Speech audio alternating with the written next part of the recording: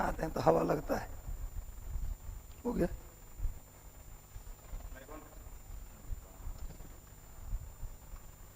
अब से चलिए ओके कर दीजिए।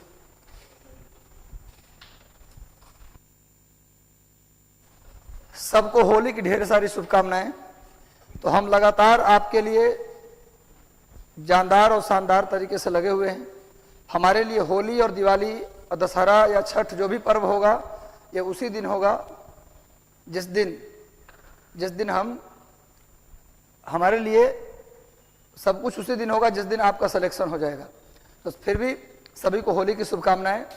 ऐसे ही मुस्कुराते रहिए, खिलखिलाते रहिए और मिशन 50 के करंट अफेयर सीरीज में आपका हम शानदार तरीके से, जानदार तरीके से और होली में तरीके से स्वागत करते हैं। तो मुस्कुराते रहिए, इसी तरीके से आग लगाते रहिए, आग लगाते रहिए, आग जलाते रहिए और अपने मेहनत को बेहतर करते रहिए। तो चलिए हम लोग लगातार सेशन के साथ जुड़ते रहते हैं। सबको प्रवीण कुमार, पाखी कश्यप, सुप्रिया शर्मा, अनन्या राय, रणधीर पांडे, निधि चौधरी, सुधांशु कुमार जी, अर्चना कुमारी, मिस्टर पाठक, कुंदन भारती, अजीत जी, करण जी, अमरनाथ जी, पवन कुमार रॉय, अजय जी, संतोष जी, जितने लोग जुड़े हैं सबको शुभकामनाएं। हमने प्रॉमिस किया था कि हर दिन क्लास होगी, हमने प्रॉमिस किया था क्लास होगी। आज बड़ी मुश्किल से आया हूं, सेशन को शेयर कर दो। आज कहीं भी कोई वाहन नहीं था, कोई साधन नहीं था आने का, फिर भी मैं बहुत कोशिश करके पहुंचा हूं स्टूडियो तक पैदल। बहुत दूर मैं पैदल चला लगातार आपके लिए। कोई साधन नहीं, कोई वाहन नहीं, फिर भी पहुंचा। समझ सकते हैं कि कितना डेडिकेशन के साथ मैं काम कर रहा हूं। बस एकमात्र आशा है कि आप रिजल्ट देंगे, आप रिजल्ट देंगे, इसलिए लगा हुआ हूं। सच तो यही है। तो लगातार लगा हूं, आपके रिजल्ट के लिए लगा हूं। तो सब लोग सेशन को एक बार शेयर कर दीजिए। चलिए नीतीश जी आशीर्वाद, शुभकामना। Prashant Kumar ji, sir please start revision classes. बिल्कुल करेंगे start. Good evening Prashant Kumar ji, Shikha Singh beauty, Mohammad Zaki Anwar, सबको शुभकामनाएं। संजीत पांडे, मेघनाथ सिंह। एक्चुअली आज मैं पहुंचा हूं बड़ी मशक्कत से। सभी जगह वाहन साधन सारे बंद हैं। बस एक ही मात्र मोटिवेशन है कि आपका सिलेक्शन दिलाना। पूरे मिशन 50 टीम का एकमात्र मकसद है सिलेक्शन दिलाना। तो लगातार आप ऐसे ही मेहनत करते रहिए, जुड़ते रहिए। सेशन को शेयर कर दीजिए, सेशन को शेयर कर दीजिए। हम आपको होली के सॉन्ग और रंग के साथ सिलेक्शन लेकर आएंगे। तो आपका हम स्वागत करेंगे सॉल से और गुलदस्ता से। बस ऐसे ही लगातार मेहनत करते रहिए, बने रहिए। और आपके शेयरिंग का जरूरत है, जितना ज्यादा हो सके आप व्हाट्सएप ग्रुप पे इस सेशन को शेयर कर दीजिए, टेलीग्राम चैनल पे शेयर कर दीजिए। और एक बात और, टेलीग्राम चैनल से याद आया मुझे, आप टेलीग्राम चैनल से जुड़ जाइए। मिशन 50 IAS का टेलीग्राम चैनल है, मिशन 50 IAS डालिएगा टेलीग्राम में जाकर, मिशन 50 IAS तो आ जाएगा, उसको जुड़ जाइए। इसके अलावा एक और चैनल है मिशन IAS, मिशन IAS 50 हटा दीजिएगा, दूसरा चैनल है ये। और तीसरा है डॉक्टर रंजीत कुमार सिंह सर हैं IAS, उनका भी चैनल है। तो तीनों चैनल से आप जुड़ जाइए, सारा PDF वहीं मिलता है। और हमारे कोचिंग का जो भी मटेरियल है जो हम शेयर करते हैं आप लोगों के लिए, वो सब टेलीग्राम चैनल पे ही शेयर होता है। इसलिए भी आपको टेलीग्राम चैनल से जुड़ जाना चाहिए। तो टेलीग्राम चैनल तीनों है, तीनों से जुड़ जाइए। आप ऐसे ही मेहनत करते रहिए और हमेशा मुस्कुराते रहिए। सर आज रंग लगाने गए तो पहली बोल रही है फल क्या लिखे हैं जी, पहले सिलेक्शन ले लो। अच्छा ठीक है, सही बात है। जो भी मिलना है सिलेक्शन के बाद ही मिलना है। देखो बाबू, होली दिवाली सब कुछ है, जो मिलना है या मिलनी है, मिलना मिलनी सब होली के सिलेक्शन के बाद होना है। सिलेक्शन के पहले कोई संभावना नहीं है। तो हम आपके साथ हैं, समझ में आ रहा है बात। जो भी आपने सपने देखे हैं सब पूरा हो, मेरा आशीर्वाद है, शुभकामना है। तो चलिए सब लोग जुड़ जाओ, मिलना और मिलनी सब होना है सिलेक्शन के बाद। सर इसका PDF काम MB में कैसे मिलेगा? कम MB वाला भी हम आपको भेज देंगे, हम आपको PDF भेज देंगे। आपको हम टेलीग्राम चैनल पर आज जो अलग अलग 52 पेज हो जाता है ना, इसको हम कम पेज में भेजने की कोशिश करेंगे। चलिए इसका भी सॉल्यूशन निकल जाएगा। सर आज मैं होली भी नहीं खेला, स्टडी किया। बहुत बढ़िया प्रशांत जी, आपको शुभकामना, आशीर्वाद। मैं यही चाहता हूं, यही डेडिकेशन मुझे चाहिए। सिलेक्शन के पहले नो होली नो दिवाली। आपको कोई दिवाली होली नहीं मनानी है। आपने जो सपने देखे हैं, जो बनने का सपना देखा है, वो बन जाएंगे। पूरे दिन, हर दिन होली होगी। मधुशाला एक लिखा हुआ है हरिवंश राय बच्चन का, है ना, दिन को होली रात दिवाली रोज मनाती मधुशाला। हमें तो मस्त हो जाना है पढ़ाई में, हमें मदमस्त हो जाना है अपने कोर्स में, अपने सिलेबस में। इतना ज्यादा मस्त होना है कि दिन को होली रात दिवाली हमारे लिए सब कुछ वही हो जाए, हर दिन हो जाए। तो इसीलिए भैया सभी लोग सेशन के ऊपर शेयर कीजिए please. Sir answer Manish Kumar क्या पूछ रहे हैं भाई? चलिए, अच्छा चलिए। Ramesh Kumar sir screen clear नहीं दिख रहा, दिखेगा हाल ही में। चलिए हम लोग सेशन को शुरू करते हैं, सेशन को शुरू कर लेते हैं एक बार। हाल ही में आयुध निर्माण दिवस कब मनाया जाता है? 16 मार्च, 18 मार्च, 17 मार्च या 14 मार्च? जल्दी से उत्तर दीजिए सभी लोग जल्दी से आंसर कर दीजिए। कब मनाया जाता है? कब मनाया जाता है?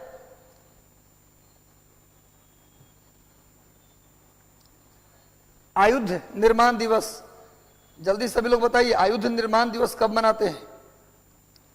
आयुध निर्माण दिवस कब मनाया जाता है?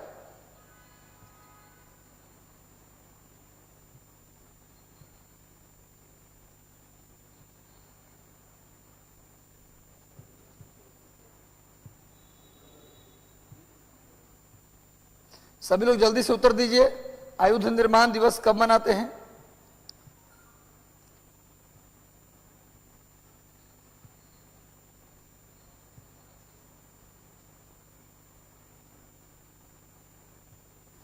जितने भी आपके ग्रुप है एक बार सेशन को शेयर कर दीजिए, ताकि जो लोग जुड़ते हैं सेशन से उनका मिस ना हो जाए सेशन।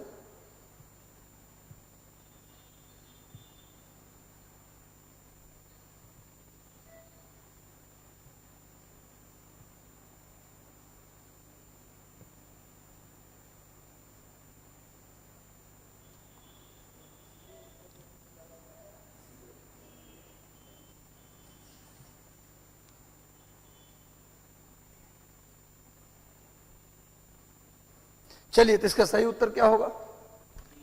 इसका सही उत्तर होगा B. B is the right answer.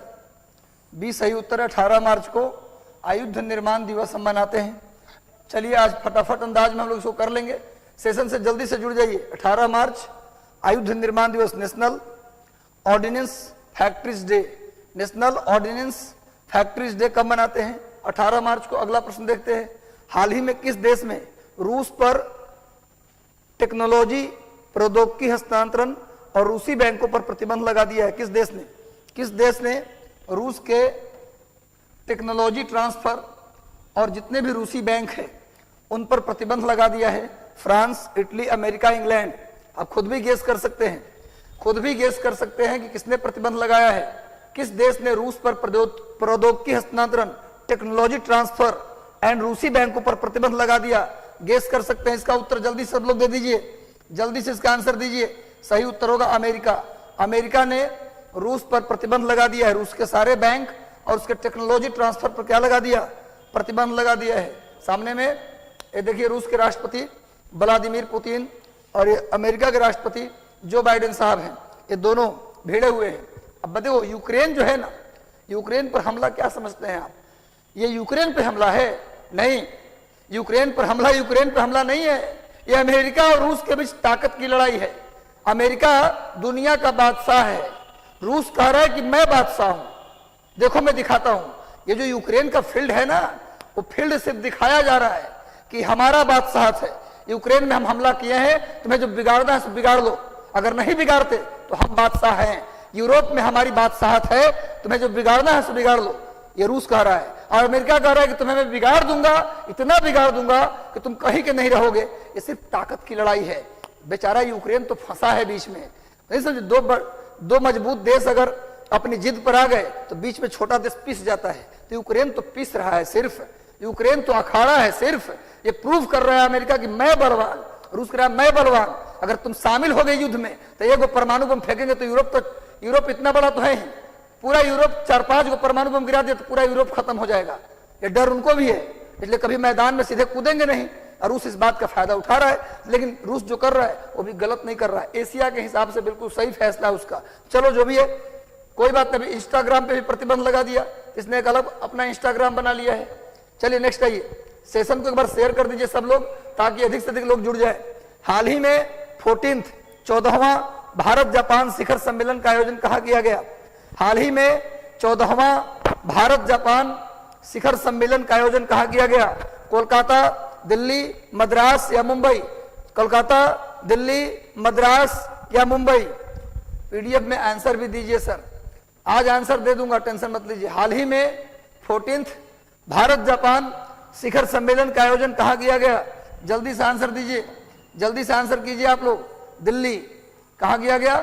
Delhi में किया गया। दिल्ली में भारत जापान 14वां, ये नोट कर लेना, 14th भारत जापान शिखर सम्मेलन कहाँ किया गया? दिल्ली में किया गया।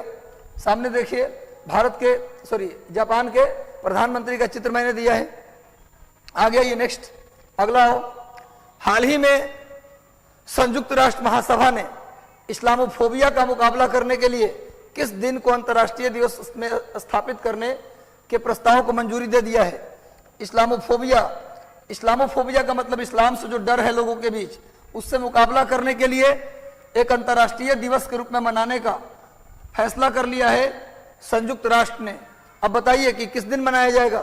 इस्लामोफोबिया से मुकाबला करने वाला दिवस किस दिन मनाया जाएगा? जल्दी बताइए, कौन से दिन को मनाया जाएगा? 16 मार्च, 15 मार्च, 17 मार्च, 18 मार्च? यूएनओ ने फैसला किया है कि इस्लाम से डरने की जरूरत नहीं है, इस्लाम एक धर्म है और उसमें कुछ गलत लोग हैं जो उसको भयभीत करने की कोशिश करते हैं। आज इस्लाम का नाम सुनते डर लगता है। देखिए, धर्म कोई खराब नहीं होता, चाहे हिंदू हो या मुसलमान, हर धर्म में कुछ गलत लोग हैं, कुछ सही लोग हैं। धर्म को बदनाम उसी कारण से होना पड़ता है। तो इस्लामोफोबिया से मुकाबला करने के लिए संयुक्त राष्ट्र ने एक दिन को चुना है, उस दिन मनाया जाएगा इस्लामोफोबिया विरोध दिवस। बताइए कौन से दिन को मनाएंगे? 16 मार्च, 15 मार्च, 17 मार्च या 18 मार्च? इसका सही उत्तर होगा 15 मार्च। 15 मार्च के दिन को तय किया है इस्लामोफोबिया से मुकाबला करने का दिवस, ये अगले साल से मनाया जाएगा। 15 मार्च नोट कर लीजिए, 15 मार्च इस्लामोफोबिया विरोध दिवस। इस्लामोफोबिया विरोध दिवस देखिए सामने में, इस्लामोफोबिया इज नॉट फ्रीडम, ये सामने एक महिला लगाई है। नेक्स्ट आइए, हाल ही में राहुल बजाज, एक किताब का नाम है पूरा, ये पूरा बुक का नाम है, यहां से यहां तक बुक है। राहुल बजाज एक किताब का नाम है जी, किसने लिखा? Rahul Bajaj an extra ordinary life. किसने लिखा? Rahul Bajaj an extra ordinary life किसने लिखा है? जल्दी से उत्तर दे दीजिए। गीता पिरामल, कृतिका जोशी, मंजीत मान, यह मान होगा, मंजीत मान या इनमें से कोई नहीं? जल्दी बताओ। Rahul Bajaj and extraordinary life किसने लिखा? सभी लोग आंसर कीजिए, मेहनत कीजिए। जैसे मैं होली के दिन भी आपके लिए यहां डटा हूं, लगा हूं, सारे बाधाओं को पार करते पहुंचा हूं, आप लोग उसी तरीके से आंसर कीजिए, जुड़िए और अगले होली में हमें ट्रिपल स्टार लेकर के आइए। हम चाहते हैं कि डीएसपी और एसडीएम बनकर आइए और बोलिए कि सर आपका करंट अफेयर हम किए और हमारा प्री निकला, बाद में मेंस में भी काम आया। हम चाहते हैं कि आप बेहतर तैयार हों, अगले साल का होली हम आपके स्टार के साथ मनाएं। बस आप उसी दिन का इंतजार है और लगातार पढ़ते रहिए, मेहनत में कोई कॉम्प्रोमाइज नहीं। हमारी होली तो उस दिन होगी जिस दिन हम सिलेक्शन लेकर आएंगे। सही उत्तर होगा गीता पिरामल। गीता पिरामल ने लिखा है Rahul Bajaj and extraordinary life. Rahul Bajaj and extraordinary life, Geeta Piramal. यहीं पर याद करने की कोशिश कीजिए आप लोग। सामने देखिए गीता पिरामल जी हैं, इन्होंने लिखा है Rahul Bajaj and extraordinary life. Rahul Bajaj and extraordinary life किसने लिखा? गीता पिरामल ने लिखा। आगे आइए, एक और बुक, सामने एक और बुक आ गया भैया, जल्दी से इसका भी आंसर कीजिए आप लोग। अ नेशन टू प्रोटेक्ट, ये किताब किसकी है? अ नेशन टू प्रोटेक्ट किसकी किताब है? मंजीत मान, प्रियम गांधी मोदी, मिथिलेश तिवारी, अनिरुद्ध सूरी। जल्दी बताइए किसकी पुस्तक है? किसकी पुस्तक है नेशन टू प्रोटेक्ट? मेरा नेट स्लो है, अच्छा कोई बात नहीं, बाद में भी रिकॉर्डेड वीडियो मिल जाएगा। पायल झा, मोहम्मद जकी अनवर, खुशबू झा, श्रेया सिंह, सलोनी पॉल, सबको शुभकामना। जल्दी से आंसर कीजिए सब लोग जल्दी से आंसर कीजिए। इसका सही उत्तर होगा प्रियम गांधी मोदी। प्रियम गांधी मोदी ने लिखा है a nation to protect, a nation to protect किताब किसकी है? ये बुक किसकी है भैया? ये बुक किसकी है? प्रियम गांधी मोदी। अब देखो कुछ किताबें आपको इतिहास की भी रटनी होगी, कुछ किताबें इतिहास की भी रटनी होगी। जैसे हर्षचरित किसने लिखा, कदम्बरी किसने लिखा, जितनी भी प्राचीन किताबें हैं, कथा सरित सागर किसने लिखा मृच्छकटिकम, जितनी भी पुरानी किताबें हैं वो सारी किताब भी आपको याद करना होगा। ऐतिहासिक किताब एक दिन में मैं अपने भाग्य का निर्माता स्वयं हूं, बहुत बढ़िया, शुभकामना। ऐसे ही एटीट्यूड रखना है, मैं अपने भाग्य का निर्माता स्वयं हूं। कहा जाता है जिसके मुट्ठी में कुछ नहीं होता, जिसके हाथ में कुछ नहीं होता, उसके हाथ में सब कुछ होता है। बस एटीट्यूड रखिए, जिद करिए, लड़ जाइए, तूफानों पर वार करो, है ना। कहने का मतलब कि दो चीज, आपके अंदर क्या क्वालिटी है जीत के लिए इंपॉर्टेंट नहीं है, आपके अंदर कितनी ताकत है जीत के लिए बिल्कुल जरूरत नहीं है। जीत के लिए बस दो चीज की जरूरत है, हम जीत जाएंगे इसका विश्वास, और दूसरा हम लड़ जाएंगे, तुम कुछ भी हो हम लड़ के दिखा देंगे। ये दो चीज जिसके अंदर है, हिम्मत और विश्वास, वो कुछ भी कर सकता है। एटीट्यूड में रहिए, पॉजिटिव एटीट्यूड में रहिएगा, हमेशा सिलेक्शन मिलेगा। आप जो बनना चाहते हैं, कलाम ने कहा जो बनना चाहते हैं वो बन जाएंगे। बस खुली आंखों से सपने देखना सीखिए और हिम्मत से आगे बढ़ना सीखिए। क्वालिटी तो पैदा होता है, यहाँ कोई जन्मजात क्वालिटी लेकर नहीं आता, यही पैदा की जाती है। आप सुनते होंगे स्वामी विवेकानंद जो पढ़ते थे एक बार में याद हो जाता था, नहीं, आप भ्रम में हैं। 18 घंटे लगातार स्वामी विवेकानंद पढ़ाई करते थे, 18 घंटे, 19 घंटे, 20 घंटे, बहुत कम सोते थे स्वामी विवेकानंद, लगातार मेहनत करते थे। मेहनत से अपने स्किल पावर को इतना इन्होंने इंप्रूव कर लिया था कि एक बार में चीजों को ग्रैप्स कर लेते थे। अपने मेडिटेशन पावर से एक बार में चीजों को याद कर लेते थे। ऐसी नहीं है कि बिना मेहनत के दुनिया में सबको सब कुछ मिल गया है। जो आप देखते हैं ना सफलता, वो सफलता जो है, आप सफलता को देखते हैं, उसके पीछे की कितनी रातें इंसान ने गुजारा है। लोग बर्थडे मना रहे थे, शादी में घूम रहे थे, वो इंसान रात रात भटक के पढ़ रहा था। उसके आंसू को, उसके तकलीफों को आपने नहीं देखा। टॉप कर गया आईएएस, आप सिर्फ उसको देखते हैं, नहीं, उसके पीछे की तकलीफ को देखिए। जितनी बड़ी लक्ष्य उतनी बड़ी, जितना बड़ा लक्ष्य होगा उतना ज्यादा तकलीफ होगा। तो मेहनत करिए, विश्वास रखिए कि हमारा होगा, मेरा नहीं होगा तो किसी का नहीं होगा, ऐसे रखिए एटीट्यूड, तब होगा आपका सिलेक्शन। तो खूब मेहनत कीजिए, लगातार जुड़े रहिए। चलो नेक्स्ट आते हैं, आगे आ जाओ भैया। सामने प्रियम गांधी मोदी की किताब है अ नेशन टू प्रोटेक्ट की लेखिका से खास बातचीत, न्यूज 18 में है, फोटो इनका, ये सामने है प्रियम गांधी मोदी, दोनों का नाम लगा दिया, गांधी भी है और मोदी भी है। चलो कोई नाराज मत रहो, कांग्रेस भी खुश रहो, बीजेपी भी खुश रहो। हाल ही में अंतरराष्ट्रीय फिल्म महोत्सव के 26वें संस्करण, देखो ये दूसरा है, एक गोवा में होता है। अंतरराष्ट्रीय फिल्म महोत्सव एक गोवा में होता है, ये गोवा वाला नहीं है। अंतरराष्ट्रीय फिल्म महोत्सव एक करवाया गया है, उसका 26वां संस्करण किस जगह पे आयोजित हुआ? कोच्चि, त्रिवेंद्रम, चेन्नई, दिल्ली। एक भारत का अंतरराष्ट्रीय, इंडियन उसमें लगा रहता है, भारतीय अंतरराष्ट्रीय फिल्म महोत्सव, वो कहां हुआ है? होता है हर साल गोवा में। हर साल कहां होता है? गोवा में। ये दूसरा है अंतरराष्ट्रीय फिल्म महोत्सव का 26वां संस्करण कहां हुआ है? कोच्चि, त्रिवेंद्रम, चेन्नई या दिल्ली? जल्दी से उत्तर दीजिए, कहां हुआ भैया? B is the right answer, Trivandrum. Trivandrum में हुआ है, नोट कर लीजिए। सामने देखिए, international film festival of India, ये त्रिवेंद्रम में हुआ है, केरल के। नेक्स्ट आइए, हाल ही में किस राज्य के राजस्व विभाग ने भूमि संरक्षण के लिए दिशांक एप्लीकेशन लॉन्च किया है? किस राज्य के राजस्व विभाग ने, राजस्व विभाग मतलब रेवेन्यू डिपार्टमेंट, किस राज्य के रेवेन्यू डिपार्टमेंट ने भूमि संरक्षण के लिए दिशांक एप्लीकेशन लॉन्च किया है? जल्दी से उत्तर दे दो, जल्दी से उत्तर दो सभी लोग, सब लोग जुड़ जाओ, आंसर करो, सब लोग जल्दी से जुड़ जाइए। और बेहतर आंसर के लिए आप लगातार सेशन को लाइक कर दें, सेशन को लाइक कर दें, सेशन को शेयर कर दें। चैनल पर नए हैं तो सब्सक्राइब कर लें। इसका सही उत्तर होगा कर्नाटक। कर्नाटक राज्य ने दिशांक एप्लीकेशन लॉन्च किया है, किस लिए भैया? भूमि संरक्षण के लिए, लैंड कंजर्वेशन के लिए। राजस्व विभाग कर्नाटक ने दिशांक एप्लीकेशन को लॉन्च किया है। कर्नाटक याद रख लीजिएगा भाई, कर्नाटक, राजधानी बेंगलुरु। सामने देखिए दिशांक एप्लीकेशन का मैंने चित्र दे दिया है, देखिए दिशांक ऊपर लिखा हुआ भी है। इसके थ्रू पता लगाया जाएगा कि कितनी भूमि अभी लैंड जो इरोजन है उससे कितनी भूमि प्रभावित है, किसका कंजर्वेशन की जरूरत है, ये एप्लीकेशन पूरा जवाब देगा। दिशांक एप्लीकेशन सामने लगा दिया मैंने। आगे आइए, महिला @ कार्यक्रम की शुरुआत किस राज्य सरकार ने की है? शायद ये क्वेश्चन में पहले भी करवाया था। महिला @ कार्यक्रम की शुरुआत, इसमें गलती नहीं होना चाहिए। महिला @ कार्यक्रम की शुरुआत किस राज्य सरकार ने की है? जल्दी से उत्तर दीजिए मेरे भाई, जल्दी से आंसर कीजिए। तेलंगाना, दिल्ली, महाराष्ट्र या कर्नाटक? महिला @ कार्यक्रम की शुरुआत किसने की है? महिला @ कार्यक्रम की शुरुआत तेलंगाना, दिल्ली, महाराष्ट्र या कर्नाटक? कर्नाटक सही उत्तर होगा। सही उत्तर क्या होगा? कर्नाटक। महिला @ कार्यक्रम की शुरुआत कर्नाटक। देखो सामने कर्नाटक का मैप दे दिया है। कर्नाटक के बाउंड्री को कौन कौन छू रहा है, जरा देख लिया जाए। कर्नाटक के सीमा को कौन कौन छू रहा है, एक बार मैपिंग भी कर लिया जाए। महाराष्ट्र। दूसरे नंबर पे कौन है भैया? तेलंगाना। तीसरे नंबर पे कौन है भाई? आंध्र प्रदेश। चौथे नंबर पे कौन है भाई? तमिलनाडु। और पांचवें नंबर पे कौन है भाई? केरल। यानी कर्नाटक के बाउंड्री। अच्छा, एक गोवा भी यहां है। 6 नंबर पे कौन है भाई? गोवा।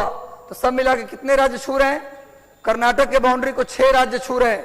नोट कर लीजिए, महाराष्ट्र, तेलंगाना। शॉर्ट में लीजिएगा तो एम हो गया, टी हो गया, ए हो गया, फिर टी आ गया, तेलंगाना और तमिलनाडु ऐसे याद रखिएगा, और के हो गया और जी हो गया। क्या हो गया? एम टी कर दीजिए, तेलंगाना और Tamil Nadu. MTTA KG, MTTA KG, ये छूता है कर्नाटक को। और कर्नाटक की राजधानी बेंगलुरु। कर्नाटक की राजधानी बेंगलुरु। कर्नाटक की राजधानी बेंगलुरु। और यहीं पर है बेल्लारी। यहां पर देख रहे हैं बेल्लारी लिखा हुआ है, यहां पर है बेल्लारी। भारी मात्रा में यहां लोहा मिलता है। बेल्लारी में भारी मात्रा में लोहा मिलता है। नोट कर दीजिए। यहीं पर बेलगांव है, जहां महात्मा गांधी ने 1924 में कांग्रेस अधिवेशन की अध्यक्षता की थी। बेलगांव में महात्मा गांधी ने 1924 में कांग्रेस अधिवेशन की अध्यक्षता की थी। यहीं पर आपको थोड़ा ऊपर बढ़िएगा तो यहीं पर आपको मिलेगा कोलार, जहां भारी मात्रा में सोना मिलता है। कोलार और हट्टी, कर्नाटक के कोलार और हट्टी में भारी मात्रा में सोना मिलता है। यहीं पर चिकमंगलूर है, जहां पहली बार भारत में कॉफी की खेती की गई थी। इंडिया में पहली बार कॉफी की खेती कहां की गई थी? चिकमंगलूर में। तो ये आप मोटा मोटी बात याद रखिएगा तो याद हो जाएगा आपको। तो कौन कौन से राज्य छूते हैं और क्या कौन कौन सा मेन शहर इंपॉर्टेंट है, ये सब मैंने बता दिया आपको। चलिए नेक्स्ट आते हैं, आगे आ जाओ भाई। हाल ही में 36वां इंटरनेशनल जियोलॉजिकल कांग्रेस का सम्मेलन कहां आयोजित किया गया?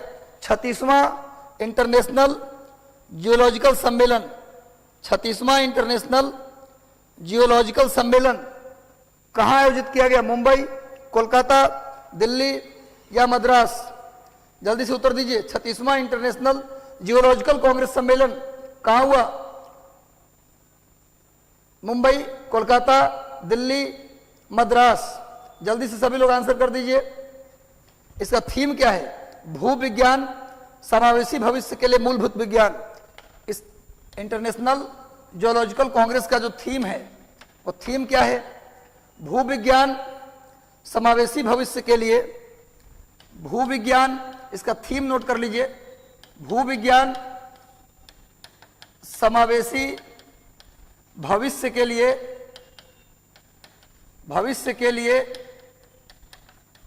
समावेशी भविष्य के लिए मूलभूत विज्ञान। मूलभूत विज्ञान, मूलभूत विज्ञान नोट कर लीजिए। इसका थीम है, ये कहा हुआ 36वां, इसका थीम है, इस दिवस का थीम है 36वां अंतरराष्ट्रीय इंटरनेशनल जियोलॉजिकल कांग्रेस का थीम है भूविज्ञान, समावेशी भविष्य के लिए मूलभूत विज्ञान। ये थीम नोट कर लीजिए। इसका आयोजन हुआ दिल्ली में। कहाँ आयोजन हुआ है भाई? दिल्ली में। नोट कर लीजिए, इसका आयोजन हुआ है दिल्ली में। इन चीजों को आप नोट करते चलिए। देखिए 36th इंटरनेशनल जियोलॉजिकल कांग्रेस, इसका आयोजन हुआ है 26 से 21 अगस्त को 2021 में ही दिल्ली में हुआ था। चलिए नोट कर लीजिए इसको। नेक्स्ट आते हैं, हाल ही में किस राज्य सरकार ने नई खेल नीति 2022 से 27 लॉन्च किया है? किस राज्य सरकार ने नई खेल नीति 2022 से 27 लॉन्च किया है? राजस्थान, दिल्ली, पंजाब या गुजरात? सभी लोग जल्दी से उत्तर दीजिए। 5 साल की नई खेल नीति की घोषणा किस सरकार ने की है? नई खेल नीति की घोषणा किस राज्य सरकार ने की है? जल्दी उत्तर दीजिए। राजस्थान, दिल्ली, पंजाब या गुजरात? सभी लोग जल्दी से जुड़ जाओ, सेशन को एक बार शेयर कर दीजिए। आज होली के नाम पर सेशन को एक बार जितना भी हो सके अधिक से अधिक शेयर कीजिए, ताकि हमारी आवाज उन बच्चों तक पहुंचे जो दूर दराज गांव में एक झोपड़ी में बैठकर डीएसपी एसडीएम बनने का सपना देख रहे हैं। हमारा मिशन 50 का जो उद्देश्य है और मेरा उद्देश्य है कि हम वहां तक पहुंचे जहां रोशनी नहीं पहुंचती, हम उस घर में भी चिराग बनना चाहते हैं। लेकिन ये आपके माध्यम से होगा। आपके संपर्क में जितने लोग हैं उनको एक बार शेयर कर दीजिए। चलिए, इसका सही उत्तर होगा गुजरात। इसका सही उत्तर क्या होगा मेरे भाई? गुजरात। नोट कर लीजिए, गुजरात इसका सही उत्तर होगा। कब से कब की खेल नीति है? 22 से 27 के बीच की खेल नीति है। चलिए नेक्स्ट आते हैं, अगला सामने देखिए। खेल नीति जारी करते हुए क्या होता भैया? ये खेल नीति 2022 से 27 गुजरात के जो खेल मंत्री वो जारी कर रहे हैं, उनका चित्र मैंने लिया है। हाल ही में किस देश ने इंस्टाग्राम की जगह रोसग्राम लॉन्च किया है? इंस्टाग्राम की जगह रोसग्राम। आप गेस कर सकते हैं। इंस्टाग्राम अमेरिका का, फेसबुक अमेरिका का, इंस्टाग्राम, फेसबुक, गूगल, यूट्यूब सब अमेरिका का। और अमेरिका में कितनी जनसंख्या? मात्र 33 करोड़। तो 33 करोड़ जनसंख्या को लेके आप पूरे यूरोप को मिला लेंगे तो मान लीजिए और 40 करोड़, तो 40 30 70 करोड़। इंडिया और चीन अगर मना कर दे कि अमेरिका और यूरोप का बना हुआ कोई सामान हम नहीं खरीदेंगे तो भूखे मर जाएगा। अगर यूरोप और अमेरिका के सामान ये दो देश ना खरीदे, मात्र दो देश, कौन? इंडिया और चीन, बस ये दो देश मना कर दे तो भूखे मर जाएगा पूरा यूरोप। क्योंकि औकात तो है नहीं, इंडिया को लूट के बने हैं। इंग्लैंड की राजधानी है लंदन। आपको पता होना चाहिए जब अंग्रेज भारत आए थे ना, उस समय मुर्शिदाबाद, बंगाल का मुर्शिदाबाद लंदन से ज्यादा चमकता हुआ शहर था, उससे ज्यादा रीच था। कौन? मुर्शिदाबाद। देखते देखते अंग्रेजों ने मुर्शिदाबाद को लंदन बना दिया और लंदन को मुर्शिदाबाद बना दिया। लूट के, चोरी करके, डकैती करके अमीर बना है यूरोप। सच जानिए आप, जब भारत ने लोहा बनाने की कला सीख लिया था, उस समय यूरोप और अमेरिका के लोग पेड़ पर रहा करते थे, जंगली थे, और कहते हैं कि हम भारतीयों को शिक्षा देने आए थे। खैर जाने दीजिए, उस बात पर हम नहीं आना चाहते। इंस्टाग्राम बंद कर दिया, कर दो बंद, हम रोसग्राम शुरू करेंगे। और हम तो कहते हैं पूरा एशिया महादेश के लोगों से कि भैया रोसग्राम यूज करो, इंस्टाग्राम अब यूज मत करो, बहिष्कार करो इंस्टाग्राम का। चलो भैया, इसका सही उत्तर क्या होगा? रूस ने शुरू किया है रोसग्राम इंस्टाग्राम की जगह। देखिए, यूनिटी होना पड़ेगा। जब तक यूनिटी, देखिए पश्चिम के लोग पूरे दुनिया पर राज किए, क्यों किए? क्योंकि हमारे अंदर यूनिटी नहीं थी। एकता होगा तो राज नहीं करेगा कोई आपके ऊपर। आज भी हमारे अंदर यूनिटी की कमी है। यूनिटी बनाओ यदि पश्चिम को जवाब देना है तो। हम उनसे कम थोड़े ना है। रोसग्राम रूस ने लॉन्च किया है इंस्टाग्राम की जगह। स्पोर्ट्स ब्रांड कंपनी प्यूमा के नए ब्रांड एम्बेसडर कौन बने हैं? प्यूमा के नए ब्रांड एम्बेसडर कौन बने हैं जी? प्यूमा का जूता भी आता है, टी शर्ट भी आता है। चलिए बताइए, Cristiano Ronaldo, George Russell, Lewis Hamilton या विराट कोहली? जल्दी उत्तर दीजिए, कौन है प्यूमा के ब्रांड एम्बेसडर? प्यूमा के ब्रांड एम्बेसडर किसे बनाया गया है? प्यूमा के ब्रांड एम्बेसडर किसे बनाया गया मेरे भाई? Cristiano Ronaldo, George Russell, Lewis Hamilton या विराट कोहली? जल्दी से सभी लोग उत्तर दे दीजिए, कौन है प्यूमा के ब्रांड एम्बेसडर? सही उत्तर होगा जॉर्ज रसेल। जॉर्ज रसेल को बनाया गया है प्यूमा का ब्रांड एम्बेसडर। ये एक फार्मूला 1 रेसर है। फार्मूला 1 रेसर है। जैसे भारत में नारायण कार्तिकेयन है ना, कार रेसिंग जो होता है उसी को फार्मूला 1 रेस बोलते हैं। जो ये इनको रसेल साहब को बनाया गया है प्यूमा का ब्रांड एम्बेसडर। देख लीजिए सामने। नेक्स्ट आ जाओ भैया। वैज्ञानिक अनुसंधान में उत्कृष्ट कार्य के लिए 31वां जीडी बिरला पुरस्कार किसे दिया गया? 31वां जीडी बिरला पुरस्कार किसे प्रदान किया गया? विज्ञान में उत्कृष्ट कार्य के लिए। विज्ञान में उत्कृष्ट कार्य के लिए 31वां जीडी बिरला पुरस्कार किसे प्रदान किया गया? जल्दी से उत्तर दे दीजिए, किसे प्रदान किया गया 31वां जीडी बिरला पुरस्कार? सभी लोग आंसर करेंगे। आप लोग बहुत बेहतर कर रहे हैं। कुमारी रंजन, जैकी कुमार जी, कुणाल कृष्ण चौहान, शत्रुघ्न यादव। चलिए सभी लोग जल्दी से आंसर कीजिए। निक्की कुमारी, सबको ढोली मुबारक, होली की शुभकामनाएं। खूब रंगों से सराबोर रहिए, हमेशा खुश रहिए और खूब ताकत से पढ़ाई कीजिए। कैसे सिलेक्शन नहीं होगा? सिलेक्शन तो चल कर आएगा जी। इतनी जगह सिलेक्शन लेंगे कि पूछना पड़ेगा कि सर कहां ज्वाइन कर लें। उत्तराखंड में भी हो गया है, यूपी में भी सर हो गया और बिहार में भी सर हो गया, उधर आईएएस में भी सर रैंक थोड़ा सा नीचे पर वहां भी सिलेक्शन हो गया। सर कहां ज्वाइन करें? इतना सिलेक्शन लेंगे कि सिलेक्शन को पटक पटक के मारेंगे। बेटा तुम जाएगा कहां, हमारे बस में रहो। ये होना चाहिए एटीट्यूड आपके अंदर। ये ना कि 95 सर आ रहा है, पता नहीं पर पीटी होगा कि नहीं। यूट्यूब का वीडियो देख रहे हैं, कौन बनाता है ऐसा वीडियो जो हमारा कट ऑफ के बराबर आ जाए, है ना भैया? इतना स्कोर कर देंगे कि इंतजार न करना पड़े, तैयारी उसी दिन से लग जाए। नारायण प्रधान को मिला है 31वां जीडी बिरला पुरस्कार। सामने ही नारायण प्रधान जी का चित्र मैंने दिया है। चलो स्कोर कर देंगे 120 130 बीपीएससी में।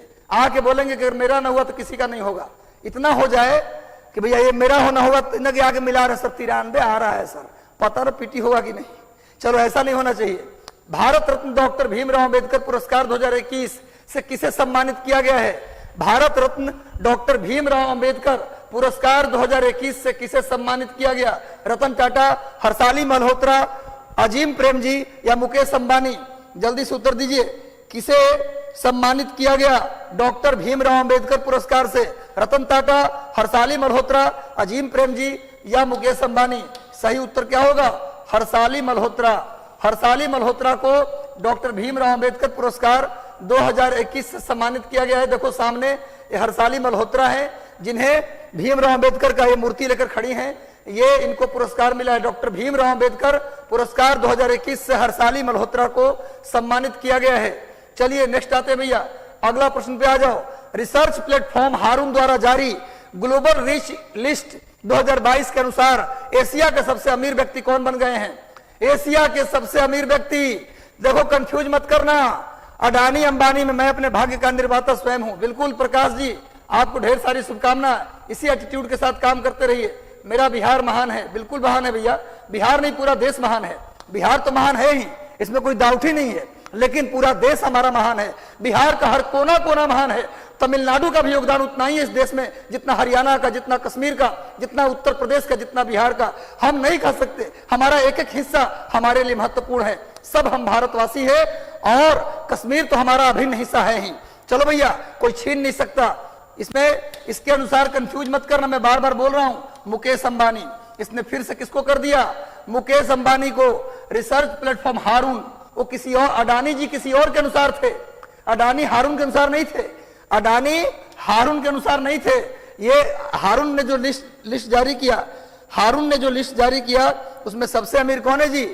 रिसर्च प्लेटफॉर्म हारून के अनुसार ग्लोबल रिच लिस्ट 2022 में अंबानी को ही सबसे ज्यादा अमीर बताया गया है। अडानी किसी और लिस्ट में थे भाई, हारून की लिस्ट में नहीं। कोई और कंपनी ने लिस्ट जारी किया था, उसमें थे मुकेश अंबानी, सॉरी गौतम अडानी। मुकेश अंबानी इसके अनुसार सबसे अमीर व्यक्ति एशिया के। एशिया के सबसे धनी व्यक्ति हारून के अनुसार, ध्यान रखना, हारून के अनुसार मुकेश अंबानी। सामने देखिए मुकेश अंबानी जी का चित्र मैंने दिया है, रिलायंस इंडस्ट्री के मालिक मुकेश अंबानी। चलो भैया अगला पॉइंट, रिसर्च प्लेटफॉर्म हारून के अनुसार दुनिया के सबसे अमीर व्यक्ति कौन हो गए हैं?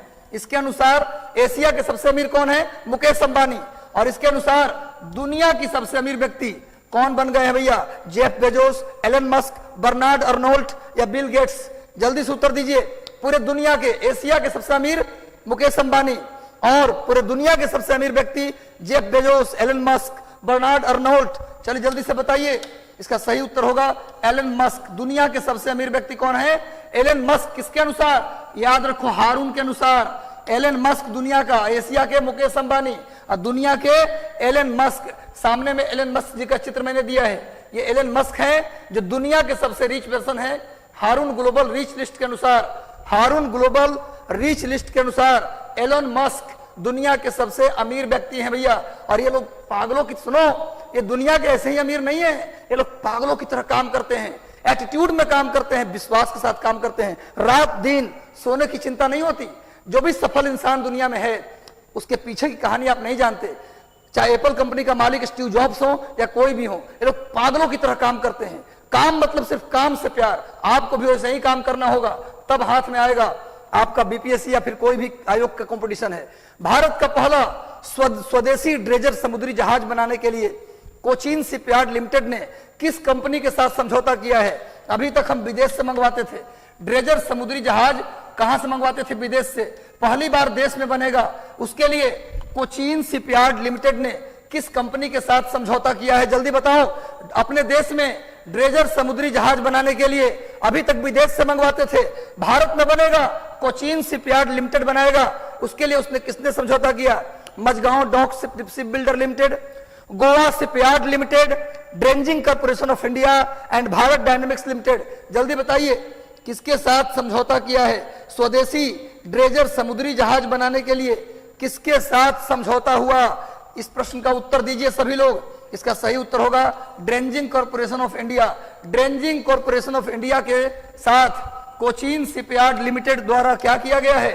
समझौता किया गया है। जल्दी से उत्तर देना है आप लोगों को, जल्दी जल्दी। चलिए इसका सामने देखिए, ड्रेंजिंग कॉर्पोरेशन ऑफ इंडिया लिमिटेड का चित्र मैंने दिया है। अब स्वदेशी ड्रेंजिंग जहाज बनेगा। नेक्स्ट आइए, देश की सबसे बड़ी वाहन निर्माता company Suzuki motor Suzuki innovation centre स्थापित करने के लिए किस टेक्नोलॉजी इंस्टीट्यूट के साथ समझौता किया है? बताइए, जल्दी से बताइए। सुजुकी मोटर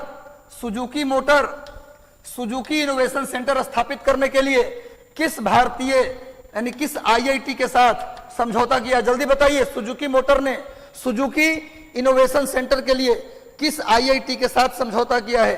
सुजुकी मोटर ने सुजुकी इनोवेशन सेंटर स्थापित करने के लिए किस आईआईटी के साथ समझौता किया? सभी लोग का आंसर आना चाहिए। इसका सही उत्तर होगा आईआईटी हैदराबाद। आईआईटी हैदराबाद के साथ सुजुकी मोटर ने सुजुकी इनोवेशन सेंटर बनाने के लिए आईआईटी हैदराबाद के साथ समझौता किया है। नोट कर लीजिए। आगे आते हैं, नेक्स्ट आगे आ जाओ। ये सुजुकी मोटर दिखा दिया मैंने, इसने आईआईटी हैदराबाद के साथ क्या किया है? समझौता किया है। चलो नेक्स्ट आते हैं। ब्रह्मपुत्र पर यात्रा करने वाला सबसे लंबा जहाज कौन बन गया है? ब्रह्मपुत्र पर यात्रा करने वाला सबसे लंबा जहाज कौन बन गया? एमबी पवन, एमबी राम प्रसाद बिस्मिल, आईएनएस विक्रमादित्य या आईएनएस गोदावरी? जल्दी बताइए कौन सा जहाज सबसे लंबा 90 मीटर लंबा? नोट कर लीजिएगा। वो जहाज कितना मीटर लंबा है जी?